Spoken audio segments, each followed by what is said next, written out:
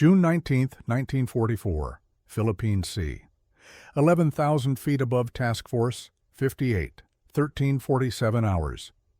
The roar of the Pratt & Whitney R-2800 double WASP engine filled Lieutenant Alexander Vrasyu's cockpit as he rolled his F-6F Hellcat into a steep, climbing turn, the Pacific sun glinting off the dark blue paint scheme that marked American carrier fighters in the war's middle years. 600 miles west of the Mariana Islands, the sky had transformed into a three-dimensional battlefield where geometry and energy determined survival, where the altitude Vrasyu's powerful engine had given him would translate into speed when he dove on the Japanese formation climbing toward Task Force 58's carriers far below. The sound that defined this moment was not the engine's roar, familiar after hundreds of hours in the Hellcat's cockpit, but rather the distinctive rumble transmitted through the airframe as his .650 caliber Browning machine guns test-fired, each weapon cycling a burst that confirmed mechanical readiness and sent tracers arcing briefly across the sky before Vrasyu ceased fire to conserve ammunition for the engagement he knew was coming. Through the Hellcat's frameless canopy, a design feature that provided visibility superior to most contemporary fighters, Vrasyu could see the Japanese raid approaching, 60-plus aircraft in a formation that looked impressive, until one understood that this represented a fraction of the air-power Japanese carrier forces had possessed 2 years earlier at Midway, that the pilots flying these aircraft were increasingly inexperienced replacements for the elite naval aviators who had dominated Pacific skies in war's opening phases, and that the American fighter direction system that had vectored Vrasyu and his squadron to this intercept position represented technological and tactical sophistication that Japanese forces could not match, despite their pilots' continued determination and willingness to die for the Emperor. The Hellcat climbed effortlessly through 11,000 feet toward the altitude advantage that would define the engagement's outcome, its engine producing 2,000 horsepower with war emergency power engaged, its rugged airframe absorbing the stresses of combat maneuvering that would have torn apart lighter, less structurally sound fighters. What the Japanese pilots approaching Task Force 58 could not know, what Japanese naval aviation would learn through catastrophic losses during this engagement that historians would call the Great Marianas Turkey Shoot, was that the F-6F Hellcat represented more than incremental improvement over the fighters they had faced earlier in the war. The Hellcat embodied systematic American advantages in industrial design, in institutional learning from combat experience, and in the engineering philosophy that prioritized pilot survival and operational effectiveness over theoretical performance maximums. The sound of that R-2800 engine was not just mechanical power, but the acoustic signature of American industrial might, of Pratt & Whitney's engineering excellence, of supply chains that delivered spare parts and maintenance support that kept Hellcat squadrons operational at rates Japanese logistics could not match, and of the pilot training pipeline that had qualified Vrasyu and thousands of American naval aviators in aircraft whose forgiving flight characteristics and robust construction meant that students survived training accidents that would have killed Japanese pilot candidates in aircraft that demanded perfection and punished mistakes with death. This moment, an American fighter pilot in a Hellcat preparing to engage a Japanese formation in an air battle that would decisively demonstrate American air superiority, marked the culmination of institutional and technological evolution that had transformed American naval aviation from the force that had fought desperately at Coral Sea and Midway into the overwhelming power that would dominate Pacific skies through war's final 2 years. The Hellcat was not the fastest fighter of World War II, was not the most maneuverable, was not the most heavily armed, but it was the most effective naval fighter of the war by the metrics that actually mattered.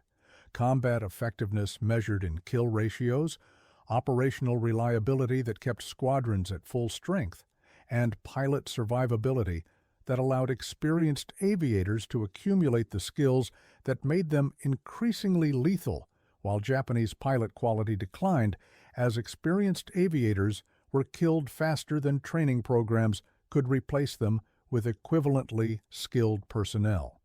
To understand why the F-6F Hellcat became the war's most successful naval fighter and how it crushed Japan's remaining aerial elite, one must first comprehend the evolution of carrier-based fighter design and the brutal lessons that shaped American aviation development through the war's early years.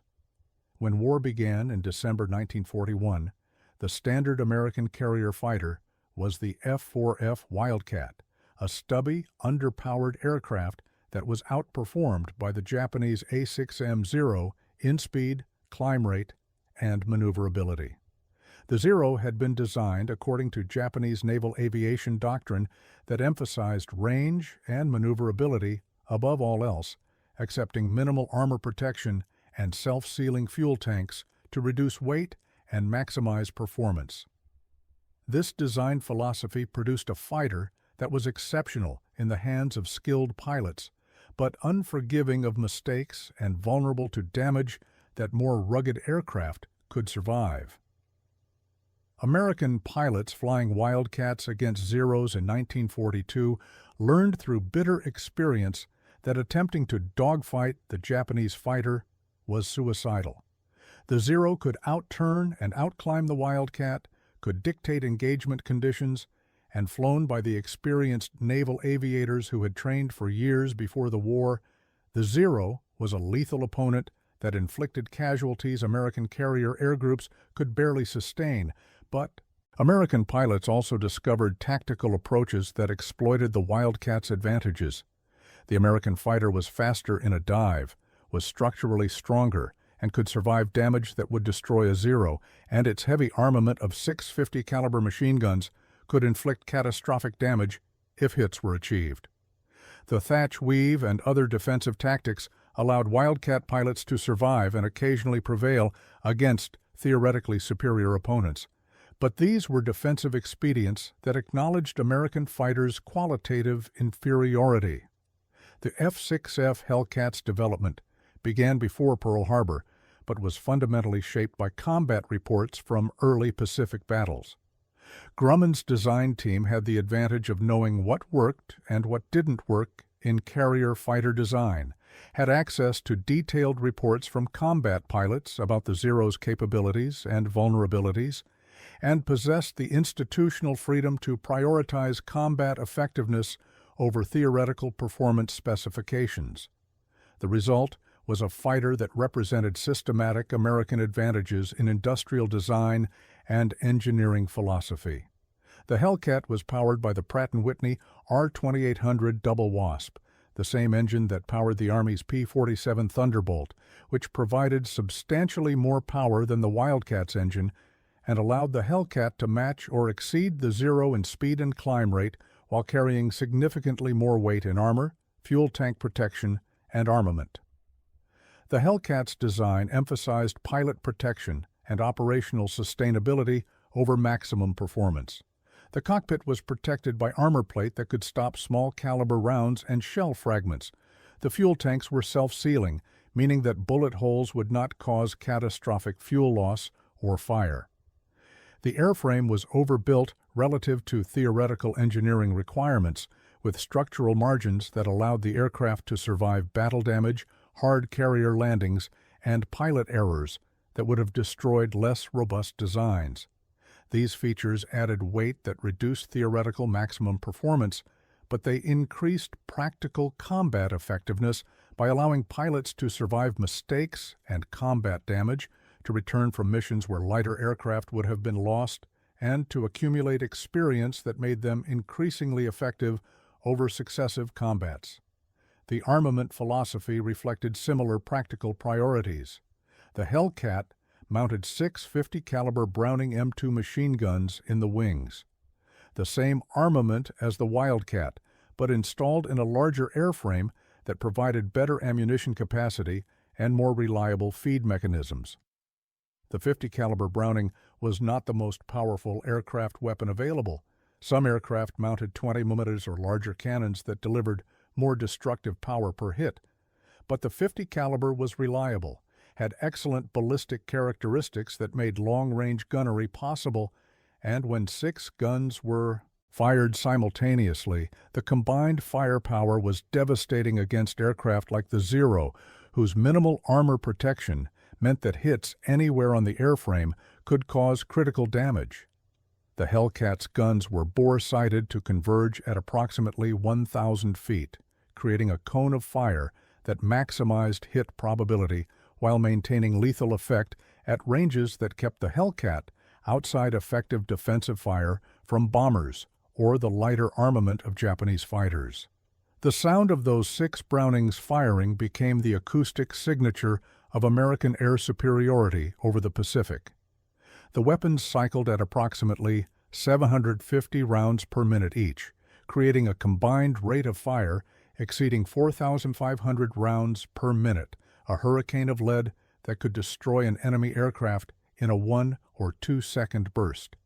The sound was distinctive, not the sharp crack of a single machine gun, but rather a deep, tearing roar as all 6 weapons fired in concert, their slightly unsynchronized cycles creating a rolling thunder that pilots described as both terrifying and satisfying. For American pilots, that sound meant their weapons were functioning, that they had achieved firing position, that enemy aircraft in their sights were about to be destroyed. For Japanese pilots, the sound, when they heard it at all before bullets struck, announced the presence of an American fighter whose armament and ammunition capacity far exceeded their own aircraft's capabilities. Lieutenant Vrachyiu, diving on the Japanese formation in the afternoon of June 19, 1944, exemplified the transformation that the Hellcat had enabled in American naval aviation's effectiveness.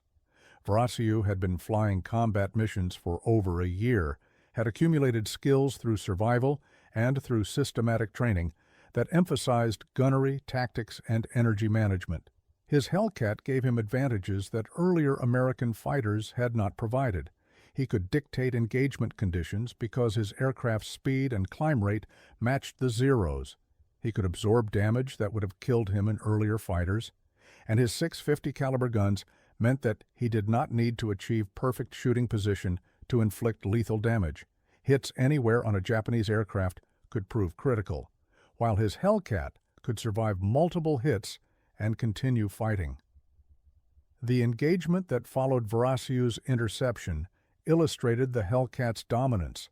The Japanese formation, a mixture of Zero fighters escorting D-4Y dive bombers and B-6N torpedo bombers, was flying a standard approach pattern toward the American task force, maintaining formation discipline that would have been appropriate against the American fighters of 1942, but that was inadequate against the Hellcats that American carriers now deployed in overwhelming numbers. Vrachyiu's squadron had altitude advantage, speed advantage from their initial dive, and numerical advantage because American carrier doctrine now maintained standing combat air patrols of sufficient size that no Japanese raid could achieve local air superiority regardless of how many aircraft the Japanese committed.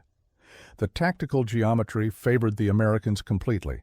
They controlled when and how engagement occurred, could attack from optimal positions, and could disengage if conditions became unfavorable, all while Japanese bombers were committed to attacking the task force and could not maneuver freely without abandoning their mission. Vrachyiu selected a Judy dive bomber, the Allied reporting name for the D-4Y, as his first target, approaching from above and behind in a high-side gunnery pass that American training emphasized because it provided a predictable lead angle and because the target's relative motion was stable enough that accurate fire was achievable. The Hellcat's gun sight, a simple fixed reticle that required the pilot to estimate lead and range, was adequate for experienced pilots who had internalized the ballistics and relative motion calculations through training and practice. Vrachyiu opened fire at approximately 1,000 feet range, his 6 Brownings sending a stream of tracer and ball ammunition into the Judy, which staggered as bullets tore through wings and fuselage then fell away trailing smoke as critical systems were destroyed and control surfaces were shredded by the hurricane of 50 caliber rounds. The engagement continued for approximately 20 minutes as Varatsu and his squadron systematically destroyed Japanese aircraft attempting to reach Task Force 58. Varatsu personally destroyed 6 Japanese aircraft during the engagement, 4 dive bombers and 2 fighters, a total that would earn him the Navy Cross and recognition as one of American naval aviation's leading aces. But Varatsu's success was not exceptional. Dozens of American pilots achieved multiple kills during the Philippine Sea battle, and the cumulative result was catastrophic for Japanese naval aviation. The Japanese committed approximately 375 carrier aircraft to attacks on Task Force 58 during June 19th, and American fighters and anti-aircraft fire destroyed approximately 300 of them, an attrition rate of 80% that represented the effective destruction of Japanese carrier aviation as an operational force capable of contesting American naval dominance. The sound of Hellcat engines and Browning machine guns dominated the Philippine Sea engagement and would dominate Pacific air battles through war's remainder. The acoustic signature of American air power was not just the individual sounds but their combination and their ubiquity. Multiple Hellcat formations maintaining combat air patrol, the rolling thunder of massed machine gun fire as American fighters engaged Japanese aircraft, the sound of damaged Japanese aircraft falling from the sky trailing smoke and flame, and gradually the silence where previously Japanese engines would have been audible as their formations approached American task forces. The sound of American air superiority was partly what could be heard, the R-2800 engines and Browning guns, but also what could not be heard, the absence of Japanese aircraft because American fighters had destroyed them before they could reach their targets, the silence on Japanese radio frequencies as one by one aircraft were lost and ceased transmitting, the quiet that settled over areas that American carrier task forces had secured through systematic destruction of Japanese air power. The Hellcat's combat record validates its status as the war's most successful naval fighter through statistics that are almost monotonous in their consistency.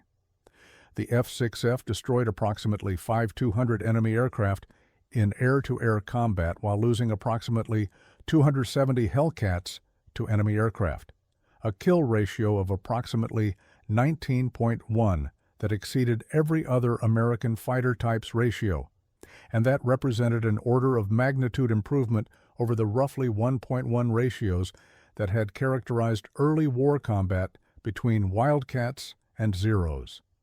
This kill ratio was not achieved through individual aircraft superiority.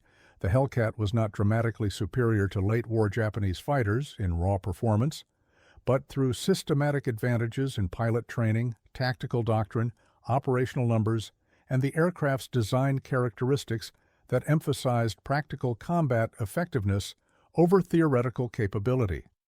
The institutional and industrial context that made the Hellcat's dominance possible was as important as the aircraft's design characteristics. Grumman's Long Island factory produced over 12,000 Hellcats during the war at production rates that peaked at over 600 aircraft monthly, a manufacturing achievement that reflected American industrial capacity and Grumman's engineering discipline in designing for manufacturability.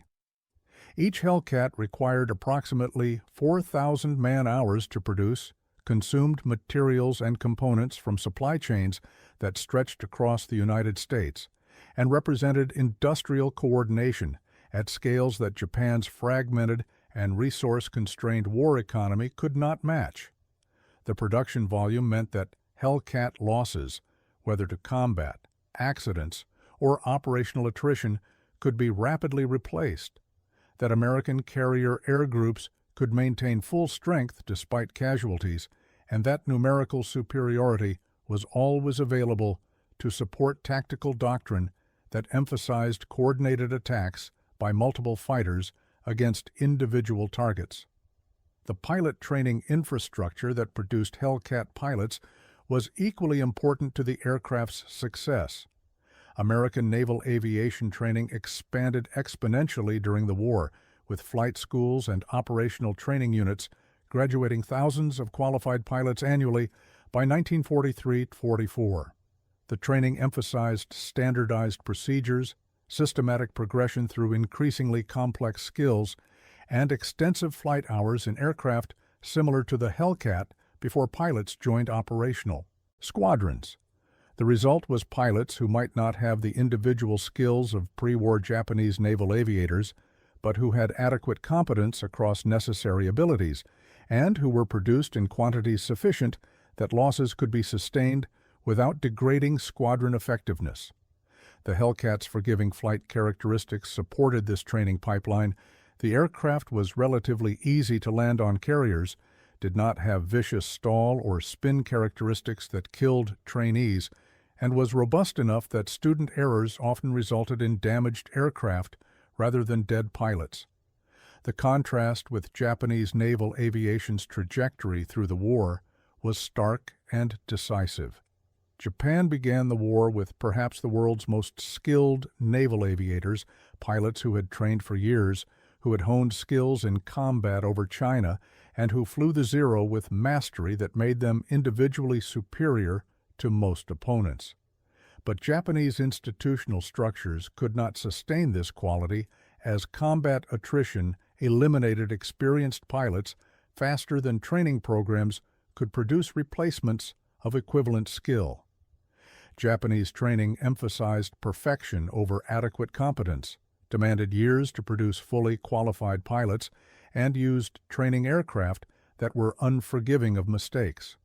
The result was a training pipeline that produced excellent pilots slowly and at high cost in training casualties, a pipeline that could not scale to replace combat losses at the rates that American naval aviation was inflicting by 1943-44. The Zero itself, which had dominated early war aerial combat, became increasingly obsolete as American fighters like the Hellcat entered service.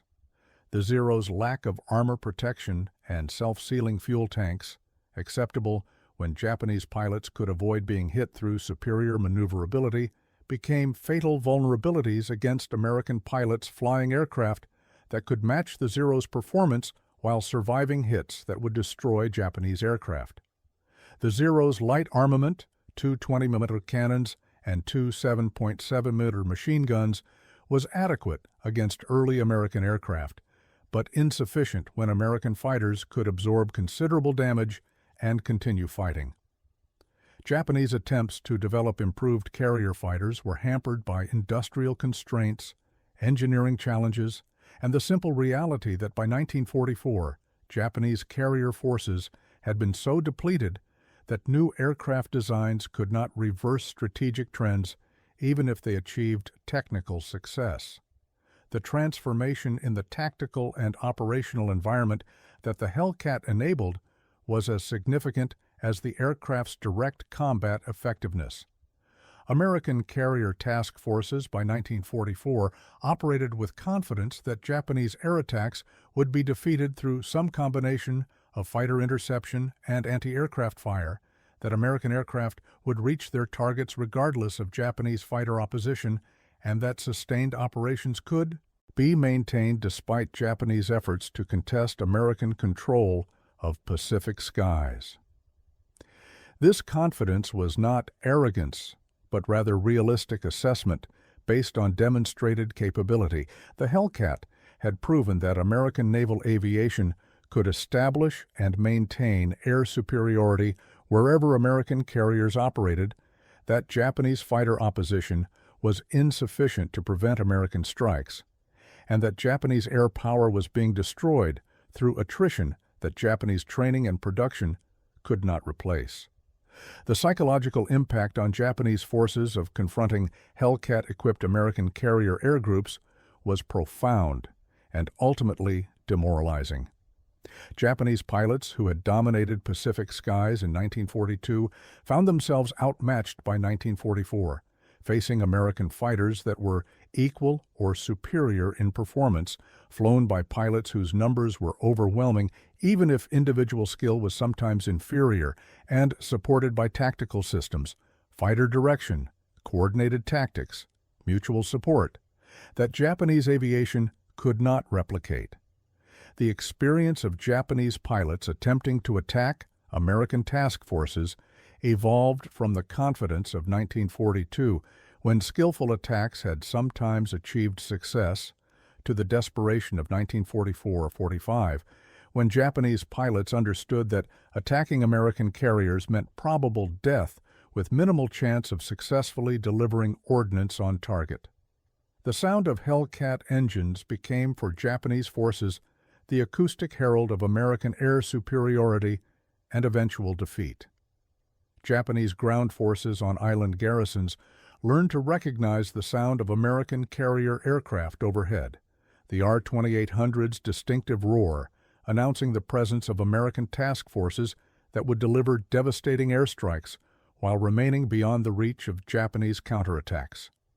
Japanese naval forces that ventured within range of American carriers understood that the sound of approaching Hellcats meant their own air cover had been destroyed or was about to be, that they would face air attacks they could not adequately defend against, and that survival required either withdrawing beyond American range or accepting probable destruction.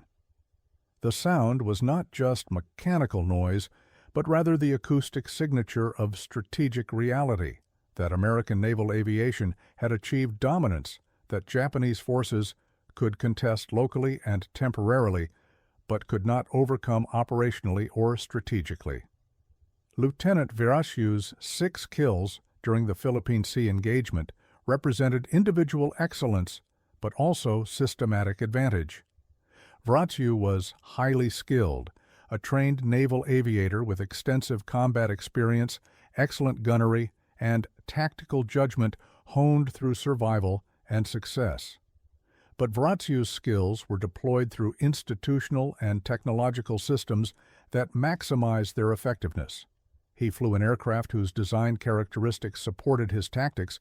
He operated within a fighter direction system that positioned him advantageously against enemy formations. He was part of a numerical force large enough that American fighters could overwhelm Japanese defenses regardless of Japanese pilots' individual capabilities. And he was sustained by logistics and maintenance that kept his aircraft operational at rates that Japanese forces could not match.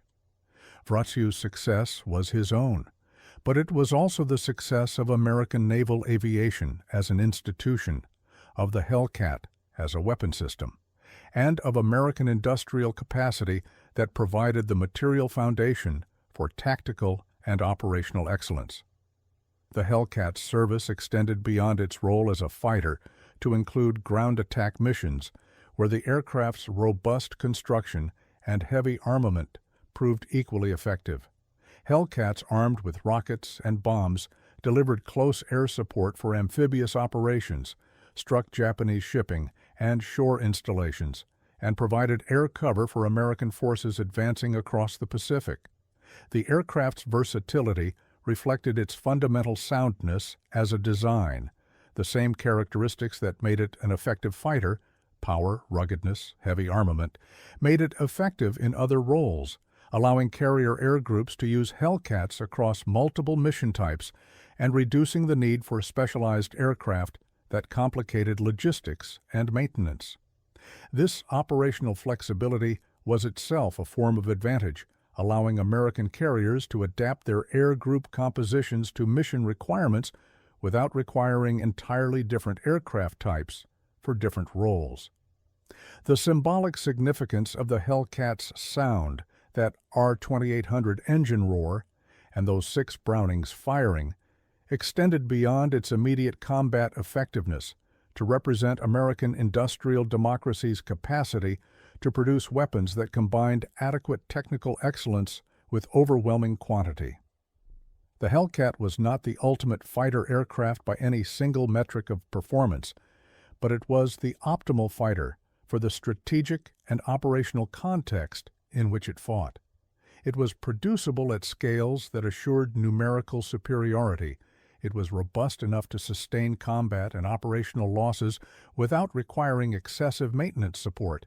It was effective enough to dominate opponents when flown competently, and it protected pilots sufficiently that experience could accumulate across successive combats.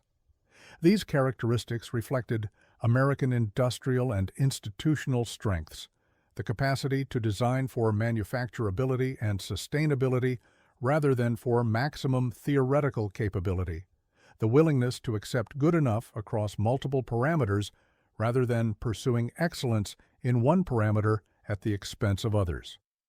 The final statistics of the Hellcat's combat record tell a story of systematic dominance.